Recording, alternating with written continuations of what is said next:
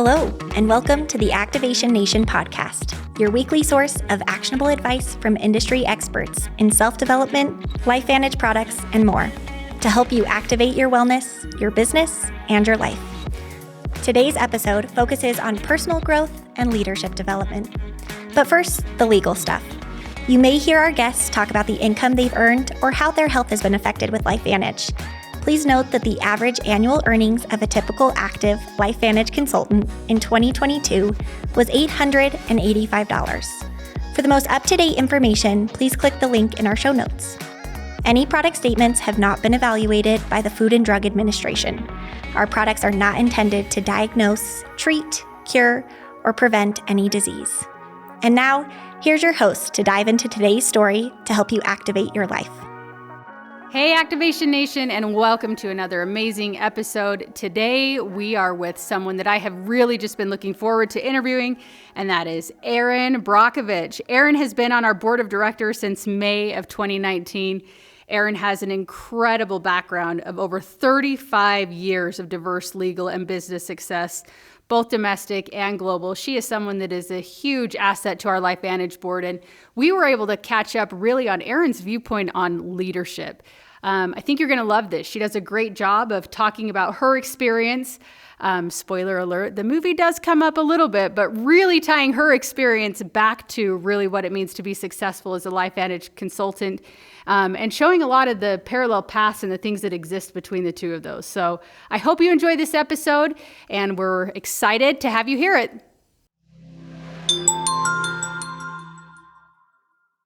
All right. Well, Erin, thank you so much for joining us. We're excited to have you on Activation Nation. And this episode, we are talking all about leadership. And I know you are someone who is a tremendous leader, who has an amazing career, has done many, many fantastic things. And I know you've been surrounded by great leaders yourself.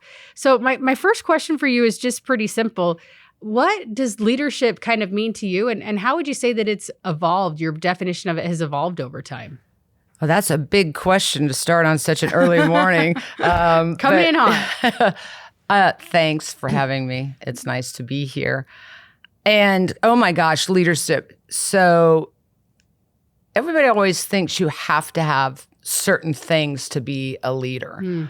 And we all have those skills. I don't know that we always recognize them. Leader starts early on, especially as you become a new mom. Yeah. And so there has been a huge evolution in my thought process of exactly what a leader is and what is a leader supposed to do. You know, we try to define everything. Sure. But leadership for me really began when I became a mom. Wow. It comes with responsibility. It comes with boundaries. It comes with love. I think everyone thinks leadership has to be strong and stern, but I think leadership encompasses empathy, compassion, intuition, understanding, having those boundaries, helping to develop another human being. Leadership isn't about I'm standing here and I'm the leader. Everybody follow and do as I say, right? Yeah. It's about bringing out the good qualities in people. So for me, the idea of leadership really began when I became a mom. And it's evolved into, let's just shoot way into the future here. Because I had my first child at 22. By the time I was 31, I had 2 children and a baby. And that's when I had started my work on this now famous case that was a result of the film. And so we all feel like we know your kids, by the way, from the movie. Yeah. Well, oh my gosh, I dare date myself, but my son's 40. Wow. My next daughter's going to be 39, and my youngest is 32. Incredible. And it's just like, wow. And now I'm watching them as leaders with their children. So it's not anything you can define. But now in my career, I can tell you almost 100% of the time, the leaders are the women and the mothers in the communities that I work with that are facing all these environmental pollutants, sick children, family members with cancer. But as we started, they exhibit the same thing. They ask questions. They're curious. They don't let a roadblock be put up that suddenly now defines, well, you're not the leader. Why should we listen to you? They are very guttural. They're there because somebody's harmed their kid, their family. They have the empathy, the compassion, the interest. And then they start really finding other community members that they want to pull out that have their own strengths. So leadership is about really creating that team. Yeah. And I learned that when I began my work in Hinckley. And I have what I call my 5 L's. The first one is leadership. And that is leadership as love. It's about leverage, loyalty.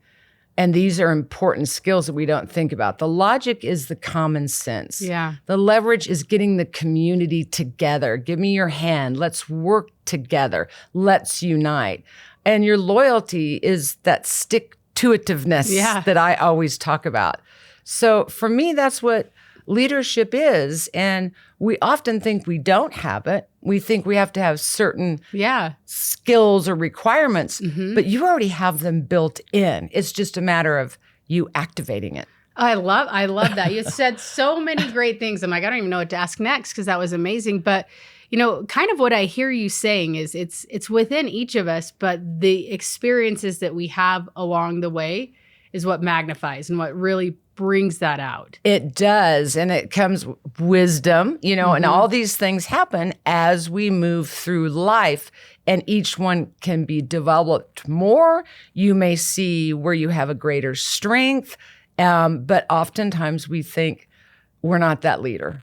And you can be. I think we're all born to be leaders. It's just a matter of evolution. It's a matter of how you see it, what you activate. But for me, growing up, I always thought this leader is one person, you know, like a president that we see standing up there. But that would be impossible to do. I think a leader's job, again, is to see and find these qualities in everyone else and help build a team. And that's what makes it work. I totally agree. And just the things you are saying, you know, our consultants, our LifeVantage consultants are listening to this. And, you know, you talk about leverage, you talk about building people around you. Like, that's how they have a successful business. So I love how you've tied that in. But one of the things I think that stops people from really stepping into that leadership or developing those skills or making sure that they're taking advantage of those experiences that you talked about is maybe fear. And what will somebody think if I do this? Or in the case of this, if I share my business with somebody, they might say no. How has overcoming that fear really helped shape you as a leader? Like, what advice would you give to somebody who's maybe grappling with this? I want to do this, but I'm a little bit afraid. You are 1,000 times spot on. You know, oftentimes we think it's somebody else blocking us, but it's actually us blocking ourselves. Truth moment. Yeah. Very much. And it's because of fear. I've seen that in my own life. Early on, I'm a dyslexic. So I became the kid that I knew, but I was afraid to put my hand up because if I got it wrong, you know, people make fun of you or people laugh at you. And then we kind of retreat back into ourselves. And that's everybody's experience. It really is. I see that in my communities. So early on in my life, I learned, and I don't like to be put into a box. So I kind of didn't really place it as fear, but I kind of I got nothing to lose. Ooh, boom, I'm here. And if you want to laugh at me, fine. But it's uncomfortable and it's harder when you're a kid. It gets to be easier when you're an adult, but it's finding that courage. You know, I always came home feeling dejected. And this is where my mom taught me about you got to have stick-to-itiveness. You know, when the going gets tough, the tough get going. You got to find the courage. And the definition of stick-to-itiveness is a propensity to follow through in a determined manner. It's dogged persistence born of obligation and stubbornness. See, I got it. I'm stubborn. I'm stubborn. Most of us have that little stubborn spot. And it's kind of there where it's that internal mechanism. I'm afraid. I should speak out. No, you're just being stubborn. What's wrong with you? So I have this like little conversation with myself in your head. Yeah. And you just have to kind of, you know, go for it. Yeah. And not worry about what others think. I talk about RAM, which is about realization, assessment, and motivation of one's self. And we often think somebody else is blocking us or putting up, we can't do it. And you can. I had a moment in Hinckley where, I came in and I'm dealing with a big corporation, employees that aren't certain about me. Why are you here? They think they're going to get blamed. But people would say to me, you're not a doctor. You're not a lawyer. You're not a scientist. What is it that you do know? And why should we listen to you? And I had this moment, I'm like, shoot, I don't have to be any of that to be a human and to tell you what I see, what I feel, what I'm experiencing is wrong. And you're not going to tell me the two-headed frog and the kids with cancer and the green water is normal. So that is a moment where I got stubborn. And I'm like, I have nothing to lose by saying something. I'm like watching the movie in my head as you're talking about it, thinking about just all those amazing scenes. But you said something that, you weren't a doctor. Nope. You weren't an attorney. You didn't have this incredible, but you saw a problem and you were going to fix it. Yes, and it resides in our gut. I've learned that if we tune into ourselves, I'm no stranger to tell anyone, I've been in therapy for a long time because it's a really good place for me to almost hear yourself out loud and realize, wait a minute, I need to own that. What is it that I'm afraid of? And realizing the strength of who you are. So I spend a lot of time almost dissecting myself. So I'm very attached to nature.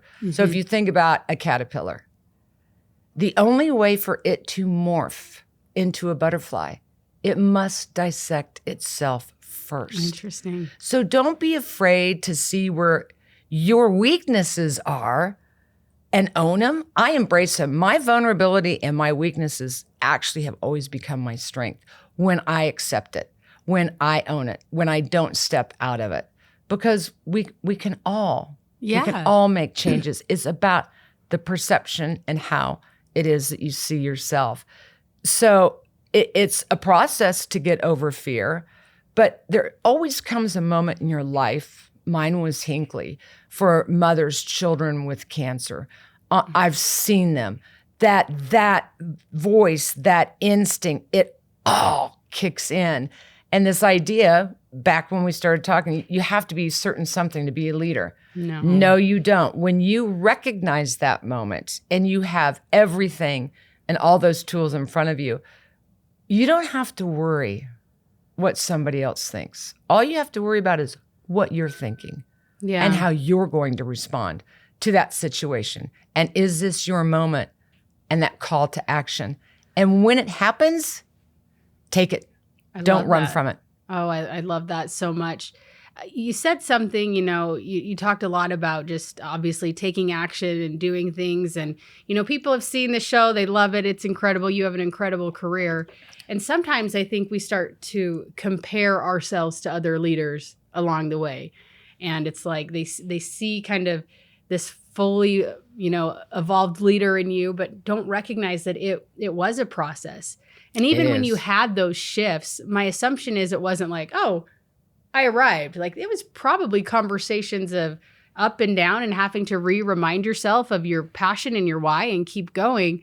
So how does somebody really focus on the process rather than just, okay, I flipped the switch, I'm ready to go, but you're still going to have moments of hard along the way. Right.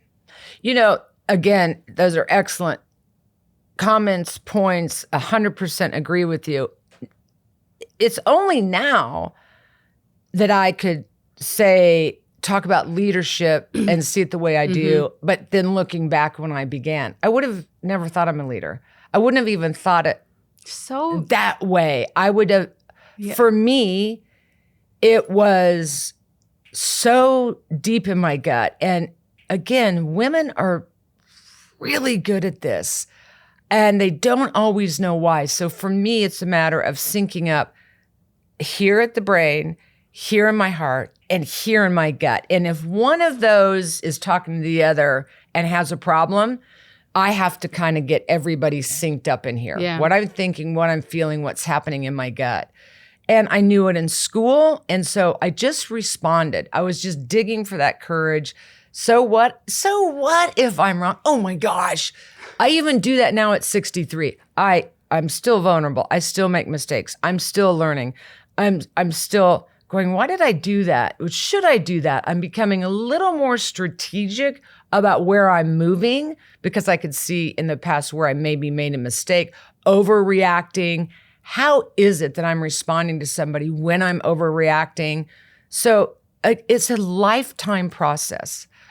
Again, we're born to be that leader. We just don't know it. And it's a lot of self-work, self-growth, self-belief. And the biggest thing is we just don't believe that we can. And I think a lot of noise gets around us. These judgments, these ideas of what a woman should or shouldn't do, or a mom should be at home, or a mom shouldn't work. There's all these rules and regulations and stuff moving around us, and you get boxed in.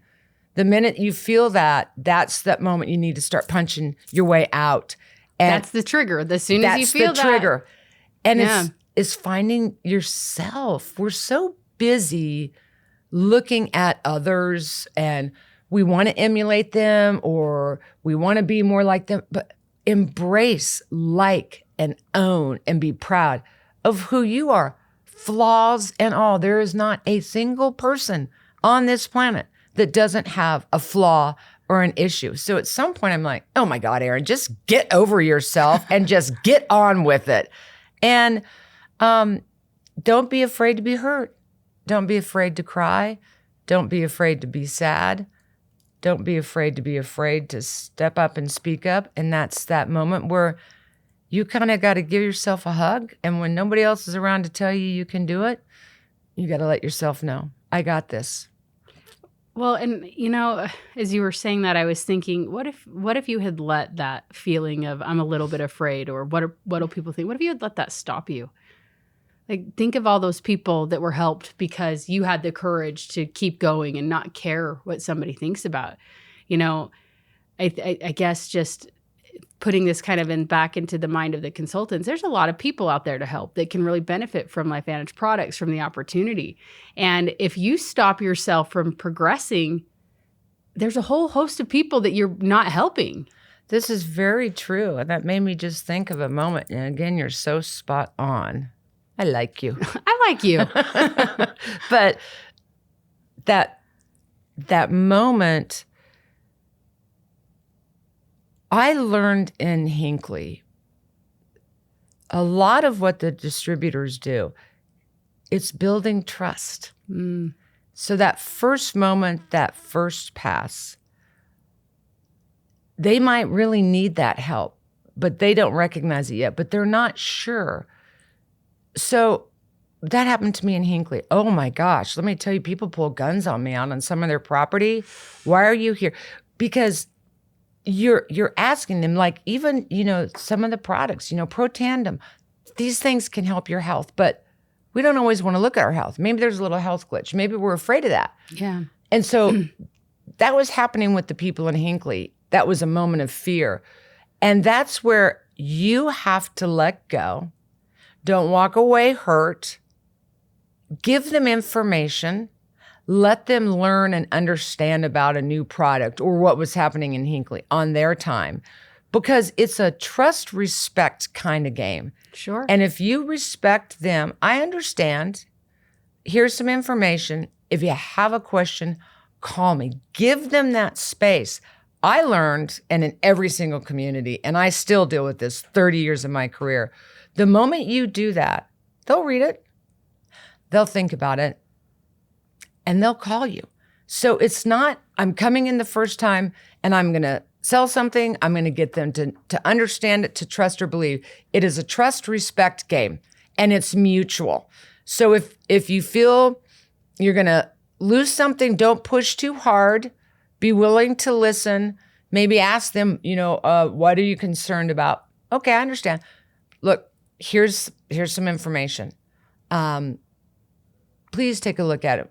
and give me a call. Some of the people in Hinckley, in my communities, they'll call. It may not be tomorrow. It could be 6 months. But they'll call because they respect that you respected, that you gave them space. So I think that's really important in life in general and in our work, whether it's sales or something else. It's like the baby. You know, babies, if you just like, oh, you're so cute, and go to them, they retreat and crawl in their mom's arms, you know, and up in their neck. But I've found if you just kind of smile at them or just start to build a vibe, an energy, a trust. When mommy puts the baby down, they'll come over. Yeah, it's true. No, it's so true. And, you know, I'm, again, thinking back to your story in Hinckley, and you did see people in the film that embraced you quickly and like wanted to follow you. And then there was the woman at the very end who was kind of like one of the last people to. There was quite a few of them. And it's I guess I never really connected it to our consultants how you just did, but it is so true. Like people on their own time, and it's not about you. Like someone might say, no, don't take that too personally. And and don't take it too personal, and don't think that it's the end. It's not. It's actually just the beginning of building a relationship. Yeah. No, it's totally true. And that can be probably frustrating because, you know, you want to get it to happen soon. But if you come in, sometimes I think we have to check our agendas. Yeah. Why am I really here? Am I really here to inform and help and go away and be just okay with that? And I think other people are very keen at sniffing out what somebody's really about. It's an energy. I believe that with all of my heart. I really do. You know that moment. Mothers know that moment. You meet someone and you're like, oh yeah, oh no. This isn't going to work. This isn't going to work. And I think it's about coming in. Yeah. And that process of building a relationship. And that's respect, trust, give, take. And that takes time. Yeah. Leaders are patient. Like very, very well said. And yes, they are. And let me tell you something. Patience is not my middle name. I have to go away and I will literally pull my hair out. I'll pick an acrylic nail off and I'm like, oh. So you have to give things time. Yeah. And that is hard. And patience, spot on. Oh, I love that. You know, one of the things that I love about this industry is you make people better around you. You do better yourself. There's not this competition, but unfortunately, there's, you know, kind of this feeling sometimes that when I make somebody better, it takes something away from me. How do leaders, do they really have to balance and embrace, you know, you talked earlier that everybody has strengths. Don't be afraid if somebody has a strength that you don't have. Embrace it. And as a leader, how have you had to really rely on others and help others shine? Because I'm excited for them because I can see. So I'm very connected, and it sounds so weird, you know, because it's like, oh, Shirley MacLaine and ooh, dee, but we are energy, and I work with that, and I feel that, and you'd be surprised to see the person in the room that you think may have all the skills or is so beautiful, or, you know, they too have the same problems you do. But I find it exciting and empowering, and it's such a feel-good moment when you can recognize somebody else across the room and just start to connect that energy, because they might have a moment where you're like, oh, I think they really have something to say. And I think they're afraid to say it. How can you ignite them? Yeah. I think of it this way. So I had the greatest opportunity after the film first came out to pass the Olympic torch. Wow. And I didn't want to do it. Are you serious? No. What? I was afraid. That is shocking to me. Yes, I was afraid. I'm like, oh my gosh, just passing the Olympic torch. So my assistant and my friend said, "Oh, you have to do this." So, they sent you the running suit, and I'm not sure what that is all about. As I get the running suit, I'm like, I don't know. I mean, you're passing the Olympic torch. I'm thinking, I'm not in the Olympics. I'm not that athlete. So, you think these same things. It's kind of like what we've talked about. Why would I be doing this? Why would I be doing this? Why did you ask me to do this? So the day I get there, now see, I'm starting to really get scared. There's huge crowds. There's media everywhere. So now I'm in my head. First of all, I did hair and makeup. Who does hair and makeup to go past the Olympic torch? It's raining. It never rains in LA. And I'm like, my mascara is starting to run down my face. I'm scared. It's muggy. I'm getting hot. My hair is getting frizzier. What are people going to think? What if I trip and fall? What if I don't catch it? What if I look like a fool? It's going to be caught on camera. All of these, that little voice that gets in your head. What if? And I'm like, oh my gosh. Then it becomes, I don't know where to go. Who's my leader? Am I supposed to run? Are they coming? What's going to happen? Who's telling me? So I look over at my husband. He goes, it's okay. And about that time, somebody came up from the Olympic team and they said, okay, Erin, start running. It's going to be your time. The torch is getting ready to come around. I'm like, run? Do you want me to run fast? Do you want me to run slow? He said, just relax, just pace it. Everybody's cheering you on. So you kind of start getting into, all right, this is kind of exciting. But this other voice is, don't trip, don't fall. So I look over and I'm like, should I go a little faster? He said, you can speed it up. And everyone's cheering. And I'm like, okay, this is kind of fun. And then he says, okay, turn around. And I'm like, turn around? I'm supposed to run and turn around, run and no turn around? No one told me that. It was just running. Wait a minute. This was an unexpected moment. He said, just keep running, but just kind of turn around. And I'm like, okay, so I can see them coming with the torch. And he said, it's just about your time. Everyone's screaming, go, Erin, here it goes. I'm getting goosebumps telling you the story. And I'm like, I start to turn around and I'm like, what do you want me to do? What? And he goes, grab it. Grab it. And I looked at it and I grabbed that torch.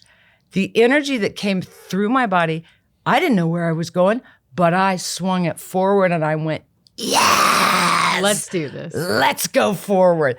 It was magical. So I think we all think there's going to be that moment in time. I think it will come least expected and the anticipation will build. And when that moment hits, grab it, grab that torch, swing it in front of you. And I got this. It was just great. And I remember that a lot in my life because I still have those moments. Even being a part of LifeVantage in the first day I was here, I'm like, do I fit in? I mean, these people are really smart. I mean, but I think you fit in. I think of that moment, the torch. And that is the other thing that's so fascinating about that race. It is about, you never hold on to the torch. You always pass it on. So when you see that person that you can feel the energy and maybe they're hesitant, maybe they're afraid, maybe they're uncertain.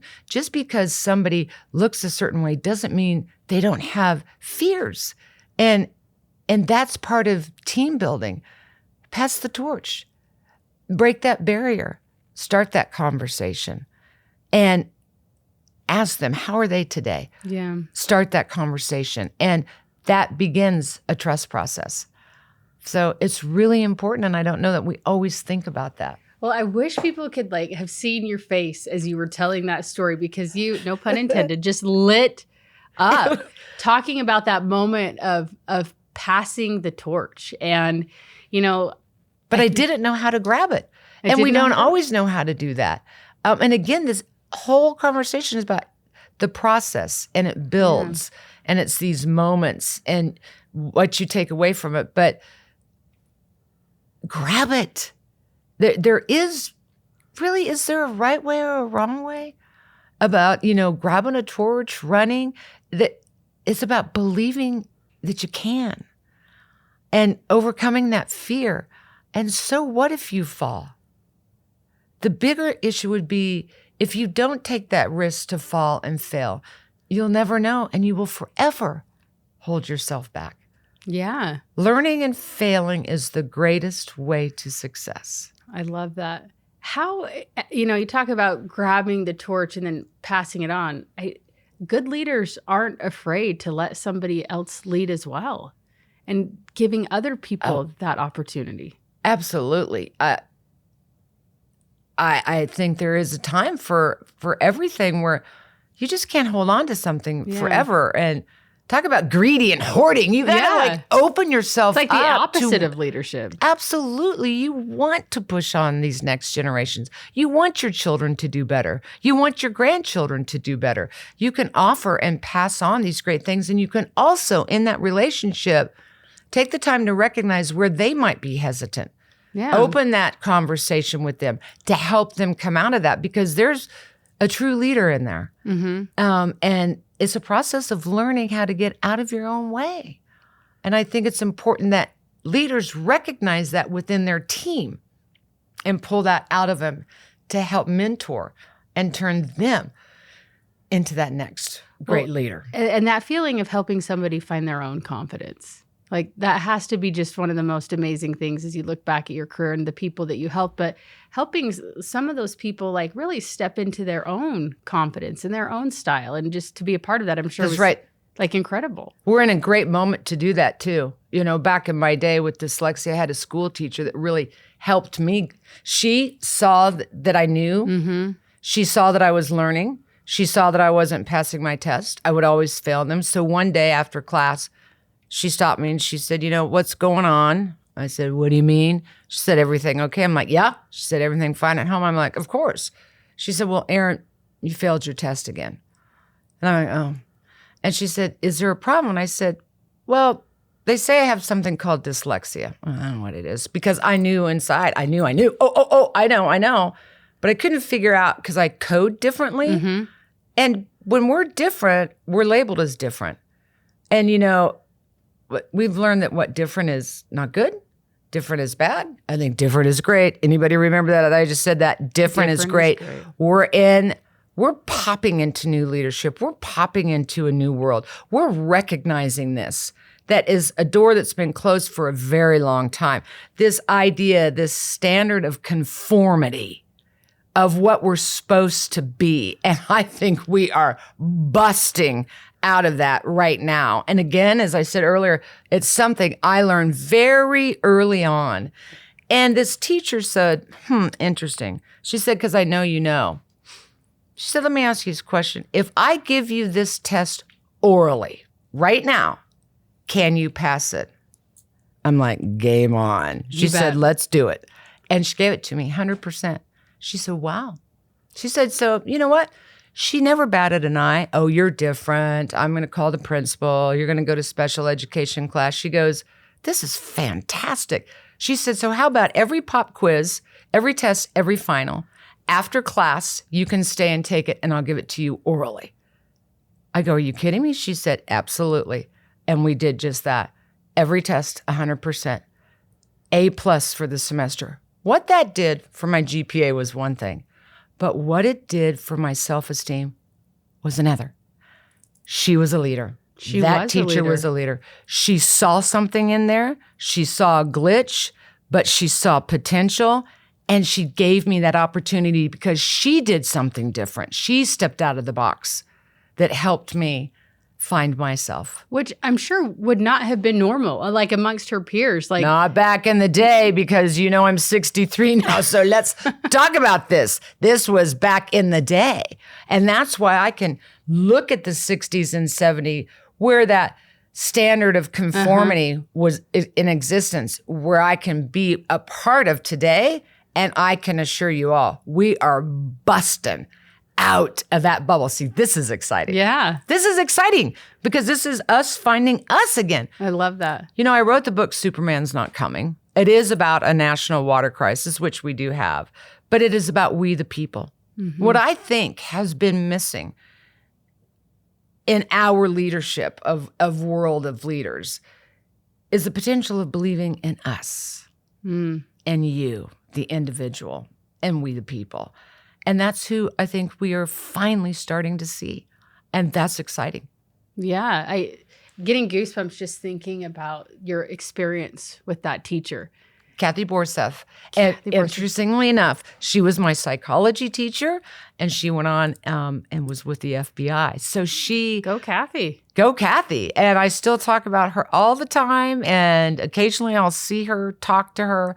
The difference it made for me, the difference it made for hundreds of thousands of people. Like, I mean, you've helped so many people, and like, what if she wouldn't had that leadership and that ability to see that in you? I mean, you would have found yourself, I get that, but just what that did for your confidence, and in turn, like what your confidence has done for so many people. And my passion now, my job now, my natural instinct now is I need to pass that on. What can I really give? How can I really make that change? There's so many environmental problems throughout the world. I couldn't possibly be at all of them. But every single person that I am with, if I can share a story, see, it's you too.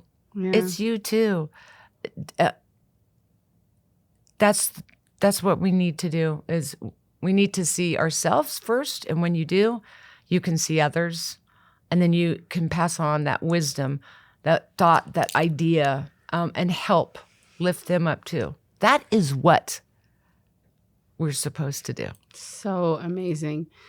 I could just talk to you for hours. This has been so amazing. I want to, as we kind of start to wrap up, I want to take us back a little bit to where we started. And the question I asked you was really around, how does your leadership evolve over time? And did I answer that question in a really long way? You answered it perfectly. This has been incredible. But, I want you to kind of put yourself in the mindset of somebody who just started a LifeVantage business. And for some people, this idea of leadership is almost so foreign. It feels like boiling the ocean. Like, where do I even start? So if you had one piece of advice for somebody who maybe has not seen themselves as a leader or is struggling to even understand what this concept is, what would your advice be to that person? I do relate to that. There was, because I've been there, done that in my own life and career, and there's not going to be one moment in your life where you stop and think, should I do this? I'm afraid to do this. I'm not certain how to do it. Expect that many, many, many, many, many times in your life. When I started my work in Hinckley, I'm like, what am I doing? Why am I doing this? It's called passion. And if you have that passion for what you're doing, you'll just keep going. Remember, it's a first pass. Don't give up on yourself, and make it, own your job, own that passion, learn about it, ask questions, grow with it. Even if you don't make a bunch of sales the first time, why are you in it? Ask yourself, why am I in it? It's to learn, it's to grow. I'm passionate about this. I'm excited about this. Pass the information on, go down the line, come back and revisit. If first you don't succeed, right? Keep going. Try again. And it's really very true. And that came from somebody way back in the day. And all of these things, have these mantras, put them up. I do little stick-it notes. Oh my gosh, I'm not kidding you. You should see my house. Covered in refrigerator, this on the bathroom mirror, is in, my car. There would be days I'd be going into court. I'm not the lawyer, but I know all the information. And they're looking to me for that. And I put it up on my rear view mirror. You got this. Any little trigger that reminds you, got it? Don't be afraid to fail. I can do this today. And find that moment, that willingness, that passion, that excitement to try something new, to try something different, to open that door. For me, everything's a challenge, and I love a challenge. And every day it's like, ooh, game on. Game on. Just to have that conversation with yourself. You block yourself. Realize your strengths and potentials. Don't focus on the negativity. Don't let the noise around you. Just start. Just be. Just believe. Give it your best shot. And I make it a challenge. Can I do this today? And you'd be surprised that you can. So if you're just starting, ask questions, be curious, build a relationship, learn from somebody else, offer something to somebody else. And if you don't get at the end of the day what you thought you were, that's okay.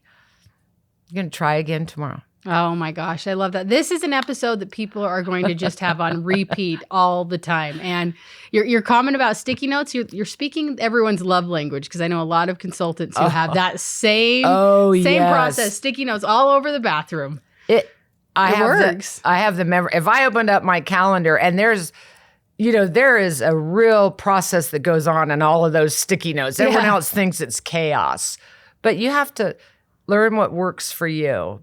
But again, it's really about life's hard. Life's hard, but it is about what you say to yourself, what you believe about yourself, and that's who you will become. Mm-hmm. And it's, your motivation. And I tell people all the time, when you lose your motivation, that mojo, when you question it, take some time for self-renewal. Stop. Don't keep pushing. That's where I talked about, the baby, you just push and push. Yeah. Stop. Go take a walk. Take the time to be present. We are so busy worrying about the past, worrying about something, beating ourselves up for something. We're just bound to become depressed. Yeah. We are so worried about the future. What's going to happen? Can I retire? Am I going to make money? Then we just become an anxious mess. Sure. But if you can be present, that's where you're going to find some peace. And this is that self-renewal where reconnect to the awesomeness of this planet, this life. Breathe it in. When you do, you'll find a space where you can hear yourself think. That's that moment. Turn that negative voice on. Turn the positive on. And go out there again and go, I'm going to give this my best shot. I'm going to try. And I know I'm going to be able to get this done. I guarantee you, when you can find that space, you can find that voice, you can find that person who you are, you'll realize there's no obstacle you cannot surmount. There is no challenge you cannot meet. There's nothing you cannot accomplish, no matter how impossible it may seem. You'll be able to do it because you'll have found the power within of you and your own voice. I believe that, and I believe in people, and I think there's an amazing moment in this world. And we're ready to bust out. Let's bust out. And I'm excited. I love hell. That. I'm excited. Go. It's a great game. It's a race, right? Yeah. And you will encourage yourself and encourage others, and we'll get some things done. Well, LifeVantage family, you have the permission from Erin Brockovich to just bust out and let's go. Well, thank you so much for your time today. And more than anything, thank you for being so vulnerable.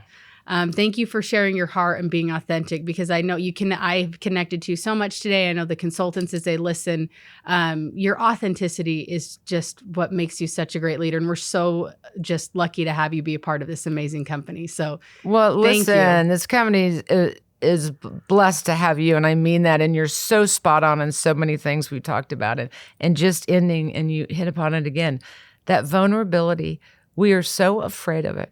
And that's the one thing that I hope we can embrace.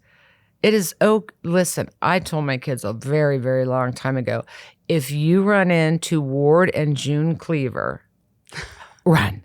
Because nobody's perfect. Embrace the imperfections and the vulnerability. And so, I don't know if anyone has seen the Barbie movie.